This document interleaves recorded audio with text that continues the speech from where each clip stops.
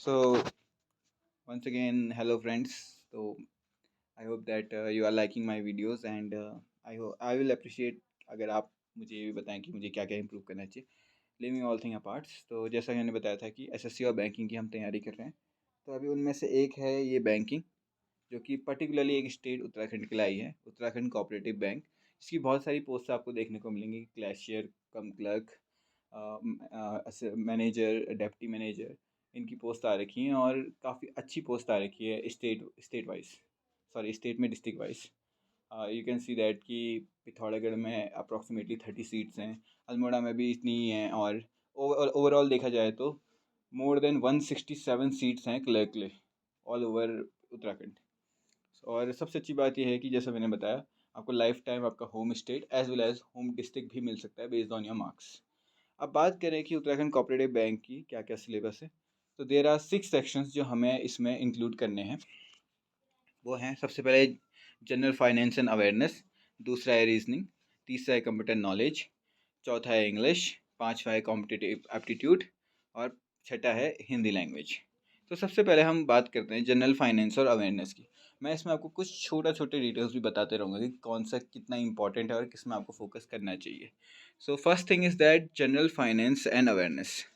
तो उसके रिगार्डिंग में बताऊँ तो जो आपका बैंक का जीएस सेक्शन होता है, जो भी बैंकिंग की प्रिपरेशन कर रहे हैं, खास करके बैंकिंग पेपर निकालने के लिए उनको कहीं ना कहीं जीके पढ़नी ही पड़ेगी। और जीके में भी अगर सोली फोकस किया जाए तो वो है बैंकिंग की जितनी भी नई स्कीम्स हैं, कोई नया बजट, बैंकिंग अवेयरनेस जो पहले से एक स्टैटिक बैंकिंग है, जो कि हिस्ट्री ऑफ बैंकिंग से लेके अभी तक क्या क्या उसमें मॉड्यूलेशंस हुए, क्या टर्म को क्या कहते हैं और कैसे बैंक काम करता है, लोन वगैरह, everything is included in this things. Okay, तो वो सबसे ज़्यादा इंपॉर्टेंट रखना है कि अगर आपको हिस्ट्री पता है बैंकिंग की, यानी कि banking awareness, so it's important.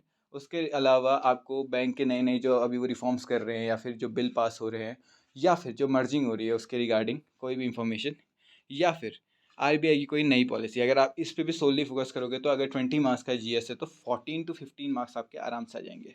अगर आपको एक्स्ट्रा स्कोर करना है तो आप स्टैटिक जीके और करंट अफेयर जो कि लास्ट 5 to 6 मंथ्स की है उस पर फोकस कर सकते हैं। बट मेजर पोर्शन आपका बैंकिंग और फाइनेंस से ही रिगार्डिंग रहता है, तो उस पर ज़्यादा फोकस करेंगे तो आपके मोर देन 10 मार्क्स, 10 क्वेश्चन सही हो जाएंगे out of 20। Moving on to next, reasoning का सिलेबस है। हालांकि इसमें काफ़ी चीज़ें मेंशन है, जैसे number series, coding, decoding, direction, analogy, mirror image, clock and calendar, embedded figures, etcetera. काफ़ी चीज़ें और नीचे दिख रही है, blood relation, non verbal series, decision making, alphabet series, number ranking, puzzle, arithmetical reasoning और क्यूब एंड डाइस। तो as you can see that बहुत सारे इनवैलिड टॉपिक्स भी हैं जो कि बैंकिंग में नहीं होते। हालांकि ये ऑफिशियली जो काफ़ी आपको वेबसाइट दिखेंगी उनका ये सिलेबस निकाला हुआ है, बट मैं आपको बता दूं कि हर 5 साल में इसका एग्ज़ाम होता है, और अभी तक के जितने रिसोर्सेज रहे हैं उसके अकॉर्डिंग कभी भी बैंक में एसएससी लेवल क्वेश्चन नहीं आए, जैसे कि नंबर सीरीज, एम्बेडेड फिगर्स वाले। तो मेरी सलाह ये रहेगी कि हालांकि सिलेबस में दिया गया है, बट मोस्ट प्रोफेबली वो बैंकिंग का ही सिलेबस पूछेंगे, क्योंकि आईबीपीएस इसको कंडक्ट करा रहा है। तो आप क्या कर सकते हैं, सबसे पहले आप बैंकिंग की रीजनिंग कंप्लीट कीजिए, और जो एसएससी एस्पिरेंट हैं या फिर और अदर एग्जाम्स की प्रिपरेशन करते हैं उनके लिए ये नए टॉपिक्स नहीं रहेंगे, नंबर सीरीज या एम्बेडेड फिगर्स, उनके लिए ईजी पड़ेगा। आप इन टॉपिक्स को भी देख सकते हैं, बट मेनली फोकस करना बैंकिंग रीजनिंग पे। फिर उसके बाद आता है computer knowledge. So computer knowledge में, अच्छा उससे पहले रीजनिंग में सबसे इंपॉर्टेंट टॉपिक जो होते हैं, जो हाईली स्कोरिंग होते हैं, वो है पजल। पजल पजल और सिटिंग अरेंजमेंट।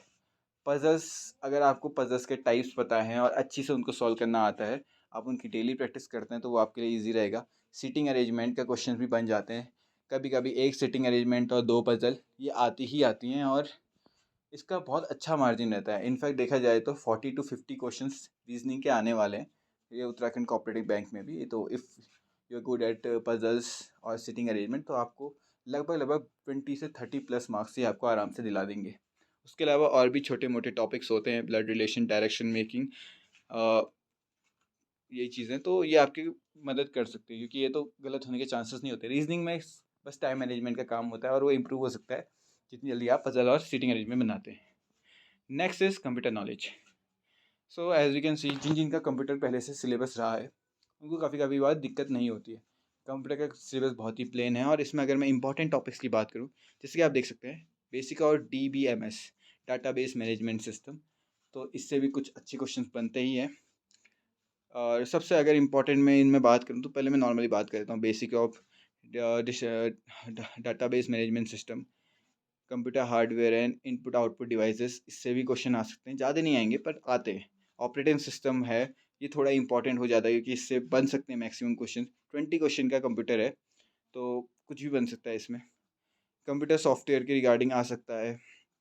इंटरनेट एक बहुत ही कॉमन चीज़ है और इससे लगभग लगभग या तो सर्वर या क्लाइंट रिलेशंस या फिर कभी कभी कुछ और चीज़ें भी पूछ लेता है, जैसे WWF में W किसके लिए स्टैंड करता है, ऐसी चीज़ें। तो फुल फॉर्म कंप्यूटर में बहुत इंपॉर्टेंट रह जाते हैं, वो सारे चैप्टर में से किसी से भी आ सकते हैं। कंप्यूटर लैंग्वेजेस आ सकता है। History and generation of computer बहुत इंपॉर्टेंट चैप्टर हो जाता है क्योंकि इसके जितने भी रिफॉर्म्स है उसमें मेजर कंप्यूटर जो चेंज हुआ था और उसके फाउंडर्स या जिन्होंने डिस्कवर किया था उनके नाम बहुत इंपॉर्टेंट हो जाते हैं, कई बार डायरेक्टली ही पूछ लिया जाता है। और उसके उसके अलावा कंप्यूटर मेमोरी हो गया, इससे भी क्वेश्चन बन जाते हैं, एक मुश्किल से एक। इंट्रोडक्शन ऑफ कंप्यूटर ऑर्गेनाइजेशन, हालांकि इसका मार्जिन बहुत कम है बट कभी कभी इससे भी आ जाता है। कंप्यूटर नेटवर्क हो गया, बट जो सबसे इम्पॉर्टेंट है वो है नंबर सिस्टम एंड कन्वर्जन, क्योंकि बाइनरी से ऑक्टल में या फिर डेसिमल में या हेक्साडेसिमल में चेंज करने को आता है और ये बहुत ही ज़्यादा इजी और बहुत ही ज़्यादा स्कोरिंग हो जाता है। 2-3 क्वेश्चन आते हैं इसके रिगार्डिंग। और कंप्यूटर एंड नेटवर्किंग सिक्योरिटी तो है ही, पर सबसे इंपॉर्टेंट अगर मैं कहूँ सबसे ज़्यादा मार्जिन में जिससे क्वेश्चन आते हैं वो है MS office suit and shortcut keys पक्का आती हैं, 1 से 2 या 3, कभी कभी 3 भी आ जाती हैं। और MS ऑफिस से तो पक्का ही आता है। एक्सेल हो गया, पावर पॉइंट हो गया, वर्ड हो गया, मेजॉरिटी यहीं से रहती है। तो मेजरली अगर किसी को देखना है तो MS ऑफिस वाला है आपको, ये नंबर सिस्टम एंड कन्वर्जन है। उसके अलावा history and generation of computer है, database management system, input output device, इनको अगर आप पक्का देखते हैं और इंटरनेट, तो आपका मोर देन 12 मार्क्स तो आ ही जाएगा 20 में से।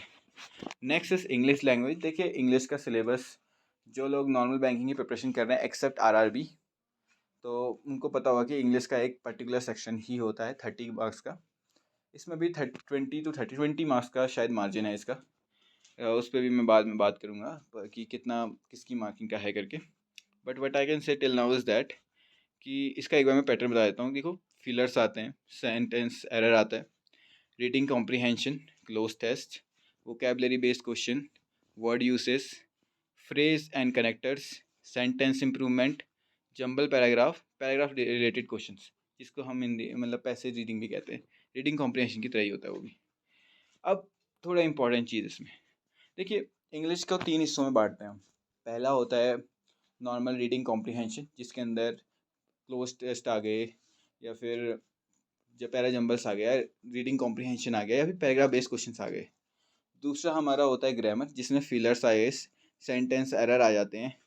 ओके, और लास्ट होता है हमारा वोकैब, जिसमें हमारा एंटोनिम सिनोनिम्स आ गए या फिर वर्ड यूसेज आ गए या फिर ईडियम्स या सिनोनिम्स, ईडियम्स या फ्रेसेस आ गए।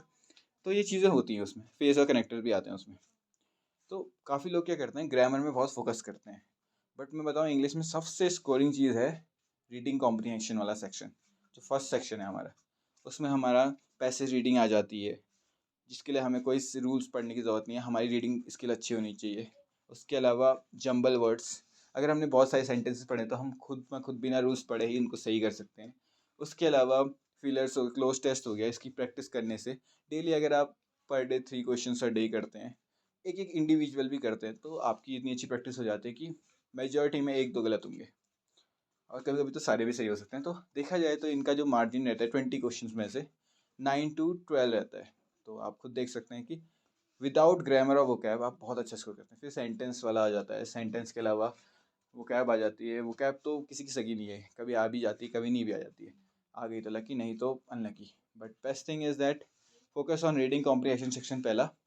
दूसरा ग्रामर, ग्रामर में भी mainly focus subject verb agreement या फिर मेजॉरिटी ऑफ जो 120 रूल्स है जो निमिषा बंसल ने मैम ने पढ़ाए हैं, आप उनको गो थ्रू कर सकते हैं। उसके अलावा अब moving on to next, it is competitive aptitude. हर बैंकिंग एस्पिरेंट को क्वांटिटेटिव एप्टीट्यूड का सिलेबस पता ही पता होता है, जो कि मैं अभी रिपीट कर देता हूँ। Number system, average, percentage, ratio and proportion, SCF and LCM, time and work, decimal and fractions, problems on edges, जो कि रेशियो एंड प्रपोर्शन के अंदर ही आता है, profit and loss, simplification, simple and compound interest, time and distance, mixture and allegation, ये भी ratio proportion का एक पार्ट है, और DI। Data interpretation. सबसे पहले बात करते हैं सबसे स्कोरिंग चीज़ इसमें। 2 DI, 2 से 3 DI तो एक बंदा एक्सपेक्ट कर ही सकता है क्वांटिटी एप्टीट्यूड में, खासकर जब 40 से 50 मार्क्स का हो। ठीक है, 2-3 तो मैं बहुत कम बोल रहा हूँ, 4 भी आ जाते हैं कभी कभी। अर्थमेट और सिंप्लीफिकेशन। देखो, DI की आप जितनी ज़्यादा प्रैक्टिस करेंगे उतनी ज़्यादा आपके स्कोरिंग पॉइंट बढ़ेंगे। उसके अलावा सिंप्लीफिकेशन में आपकी पकड़ जितनी तेज़ होगी, कि सिंप्लीफिकेशन आता ही आता है और ज़्यादा डिफिकल्ट आएगा भी नहीं उत्तराखंड कोऑपरेटिव बैंक में। तो if you have a good practice over simplification, you can do well in that. उसके अलावा नंबर सीरीज़ बहुत अच्छी चीज़ है। रॉन्ग नंबर सीरीज़ या मिसिंग नंबर सीरीज़ आ सकती है, वो भी बहुत स्कोरिंग होता है। उसके अलावा फिर आते हैं अर्थमेटिक में। अर्थमेटिक में अगर आपकी पकड़ एवरेज, परसेंटेज और रेशियो प्रोपोर्शन पे बहुत अच्छी है, तो आपके majority of the chapters complete हो जाते हैं। जैसे एजेस वाला हो गया, प्रॉफिट लॉस हो गया, SICI हो गया, सिंपल एंड कंपाउंड इंटरेस्ट, और मिक्सचर एलिगेशन हो गए।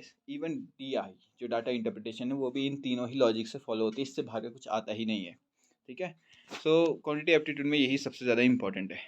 अब लास्ट सेक्शन जो है हमारा, वो है हिंदी सेक्शन। तो हिंदी सेक्शन पे बात करते हैं। देखो, वाक्य क्रम व्यवस्थापन, पर्यायवाची शब्द, मुहावरे तथा जो भी है। मैं हिंदी में थोड़ा सा वीक हूँ, मैंने काफ़ी वक्त पहले छोड़ दी। उदार्थी, क्लोज टाइप कहते हैं जिनको, विपरीतार्थक, विलोम भी कहते हैं जिनको, वाक्यों में त्रुटि जिसको इंग्लिश में हम कहें तो सेंटेंस एरर, वर्तनी अशुद्धि, जो शब्द है उसको गलत होना, रॉन्ग स्पेलिंग वाले, वाक्यांशों के लिए एक शब्द या वही वन वर्ड सब्स्टिट्यूशन, वाक्यों में रिक्त स्थान की पूर्ति, fill in the blanks, filler कहो या फिलर कह सकते हो, अपडेट गद्यांश, रीडिंग कॉम्प्रिहेंशन जो इंग्लिश में होता है।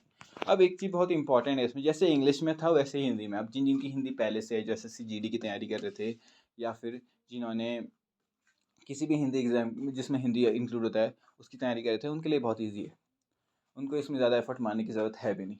बट जिनका, जैसे फॉर एग्जांपल मेरे जैसा का, जिनकी तो छूट ही गई थी हिंदी अच्छी से, तो अभी शॉर्ट टाइम, बस 2 महीने हैं, तो आप पूरा नहीं पढ़ सकते। तो you should focus on maximum scoring topics. वो क्या क्या हो सकते हैं, जैसा कि इंग्लिश में सेम इसमें भी है। अपठित गद्यांश आप पढ़ने की कोशिश करेंगे तो आपके मैक्सिममली आपका सही हो जाएगा, 2-3 ही गलत होंगे, क्योंकि हिंदी कभी इतनी डिफिकल्ट थी नहीं पढ़ने के लिए। और मीनिंग्स, विलोम और पर्यायवाची, ये बहुत इंपॉर्टेंट है। अगर आप डेली भी 2-3, एक छोटी सी बुक ले लीजिए, 200-300 की आ जाती है, विलोम और पर्यायवाची, उसमें डेली पढ़िए। आपको ज़्यादा याद करने की ज़रूरत नहीं, क्योंकि हिंदी के वर्ड्स हम बहुत पहले से पढ़ते आ रहे हैं। हमने काफ़ी लोग तो मतलब ऐसे हिंदी TV सीरियल्स भी देखते थे, जैसे महाभारत ये सब, तो उन वर्ड्स को हमने सुनते सुनते हमें उनका मीनिंग पता चल गया, और हमारे कोर्स में भी हिंदी हुआ करती थी। तो इसका फ़ायदा ये रहता है कि अब हमें बस उसे गो थ्रू करना है और वो हो जाएगी ईजीली।